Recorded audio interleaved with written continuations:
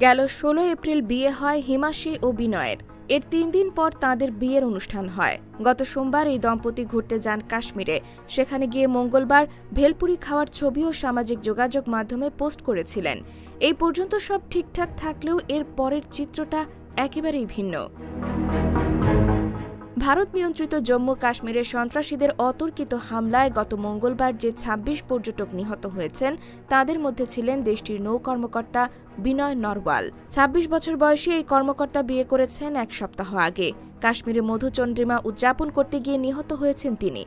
একটি ভিডিওতে হিমাশীকে বলতে শোনা যায়, আমি ও আমার স্বামী ভেলপুরি খাচ্ছিলাম, এ সময় একজন এসে আমার স্বামীকে গুলি করে।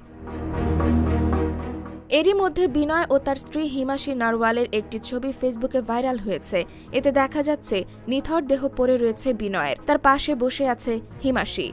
গেল বুধবার বিনয়ের মরদেহ দিল্লিতে আনা হয়। কফিনের পাশেই ছিলেন হিমাশী। বিয়ের এক সপ্তাহের কম সময়ের ব্যবধানে হিমাশীকে জড়িয়ে ধরতে হল বিনয়ের কফিন। এ সময় তিনি বলেন, আমি প্রার্থনা করি তার আত্মা যেন শান্তি পায়। চোখ মুছছিলেন আর এ কথা বলছিলেন হিমাশী। চোখ মুছতে মুছতেই স্বামীর কফিনে সেলুট জানান হিমাশী।